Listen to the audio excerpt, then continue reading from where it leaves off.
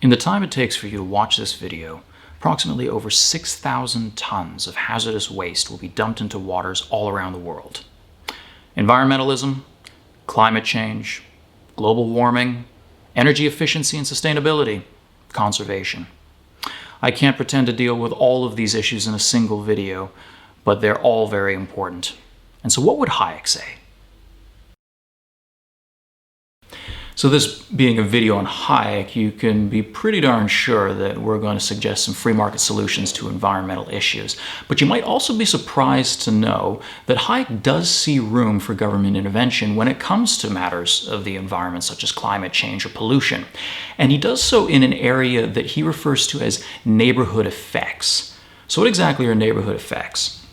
Well, Hayek explains it in this sort of way. Most of the time, a producer of a particular good or service can determine who will benefit from this good or service and who pays for its costs. So in a transaction, the person who pays for the good or service is entitled to benefit from it, and the benefit is withheld if he doesn't pay. So to take as a very simple example, getting a haircut. If you go to get your haircut, you go to a barber, for example, you pay for the haircut, your hair gets cut. You both benefit from that particular transaction. If you choose not to pay, then you don't necessarily get your haircut. I, as a third party, let's say I'm walking along the street and I look in through the window and I see you getting your haircut. I am not a party to that transaction, and I am in no way affected by that particular transaction. Now, Hayek noticed, of course, though, that not every transaction works as cleanly as haircuts do for these third parties who are not actually a part of the transaction. There are some forms of transaction that do affect people who are not actually a part of it. People, in other words, who have no ownership of the good or service being exchanged. And he brings up as an example here pollution of air or water. And he has something to say about that actually in the work that catapulted him to fame in 1944, The Road to Serfdom, which I will quote from. So in The Road to Serfdom, he says, "Neither the provision of signposts on the roads, nor, in most circumstances, that of the roads themselves can be paid for by every individual user. Nor can certain harmful effects of deforestation, of some methods of farming, or of the smoke and noise of factories be confined to the owner of the property in question, or to those who are willing to submit to the damage for an agreed compensation. In such instances, we must find some substitute for the regulation by the price mechanism. But the fact that we have to resort to the substitution of direct regulation by authority, where the conditions for the proper working of competition cannot be created, does not prove that we should suppress competition where it can be made to function." So this is an interesting passage because, in Hayek's own words, there is room for state intervention when it comes to certain matters concerning, as he mentions explicitly here, deforestation, but you could also expand that to include other environmental issues, such as climate change and pollution. Now, how exactly would the state intervention play out in these instances? I think for Hayek, it would be preferable to impose a tax or some sort of a duty on, let's say, polluting companies, so that they can absorb some of the costs that they are otherwise imposing on third parties who are not a part of the transaction. I think Hayek would prefer this than, for example, for the state to try to pick winners and subsidize certain industries. And I think the reason for that is because the state doesn't necessarily know which industries are, or which companies are going to be winners, any more than a private investor does.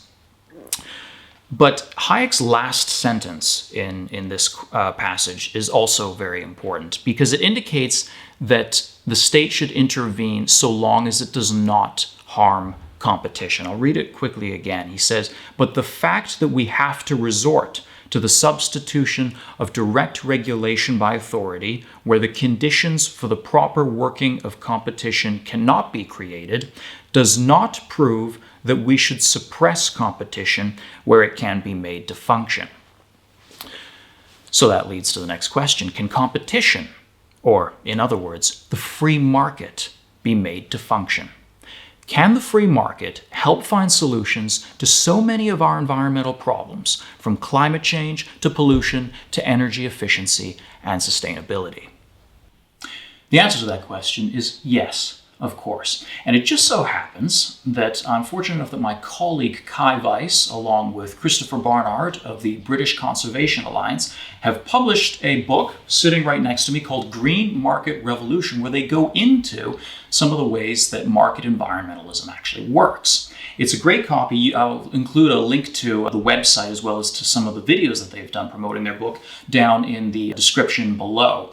But I highly recommend you check it out. Check out the website. You can get a free PDF of it. And if you'd like a physical copy, you can order one of those as well.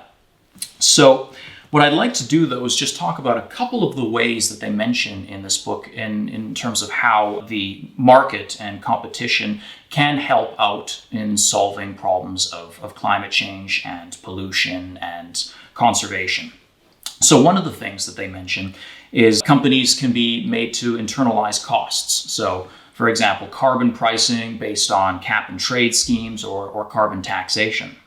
Another thing is that you can preserve nature through private land purchases. This has been done on several occasions. If you take, for example, the Grand Teton National Park in Wyoming, it became a protected area actually through John D. Rockefeller Jr.'s buying it up. Similarly, the World Land Trust has bought up land in order to protect the world's most biologically important and threatened wildlife.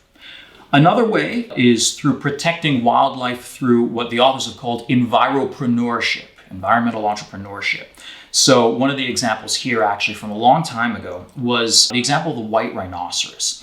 So the white rhinoceros was an endangered species in South Africa back in 1900. But through an auction system and the Theft of Game Act of 1991, establishing private ownership rights of wild animals, the number of wild rhinos increased significantly and stands at around 20,000 today, making it the most common rhino species on the planet. Finally, of course, you can have innovation leading to a cleaner world. And a great example of this is the man called the father of the Green Revolution, Norman E. Borlaug, who was an agronomist whose inventions of high-yielding crops offered a much-needed solution to famine worldwide. Similarly, Coca-Cola these days is working on a biodegradable bottle. They actually plan to go plastic-free in their bottles by 2023. So the idea is they have some eco-friendly plastics that are being made from plant sugars. Similarly, there are examples of young entrepreneurs too. The 25-year-old Boyan Slat, who's been working on technology since he was 16 to remove plastic from the ocean, and apparently he's just operationalized his first fleet. Now, I know what you must be thinking here. Some of this must sound just morally wrong somehow. After all, private, rich individuals and firms taking steps to save endangered species, buying up tons of land, and trying to create new, more environmentally friendly technologies. I mean, after all, a lot of people rightly believe the environment concerns all of us. And therefore, should we not all be taking action collectively on this front? That's perhaps true, but the problem there is that environmentalism risks becoming a political football. It gets caught up in the political process, when you could have private investors, private individuals and firms coming to the rescue as well with their own sort of methods. And ultimately, at the end of the day, if the environment is so important, as indeed it is, any policy or worldview worth implementing requires work on multiple levels, and there's no reason why the market shouldn't also be one of those levels. Now, Hayek himself loved the environment. He was a supporter of the World Wildlife Fund, the National Audubon Society in the US, which is dedicated to the conservation of birds and other wildlife and ecosystems, as well as the National Trust for Places of Historic Interest or Natural Beauty in the UK. And that last one's worth pausing on for just a moment, because it reveals another aspect of environmentalism that is perhaps under-discussed, but it's important to bear in mind as well, namely what we might call aesthetic environmentalism, represented perhaps best by the late Sir Roger Scruton. Namely, we love the environment and we want to preserve it because it's beautiful. It's worth preserving for its own sake. When in Freiburg, Hayek and his wife particularly enjoyed the beautiful environment, they said, of Germany's Black Forest. Similarly, they spent almost every summer vacation in Obergurgl in Tyrol, which is a region in Austria. So these two areas, Tyrol as well as Germany's Black Forest, are two beautiful areas in Europe. I think the final thing worth bearing in mind when discussing environmental issues in this day and age is to be optimistic.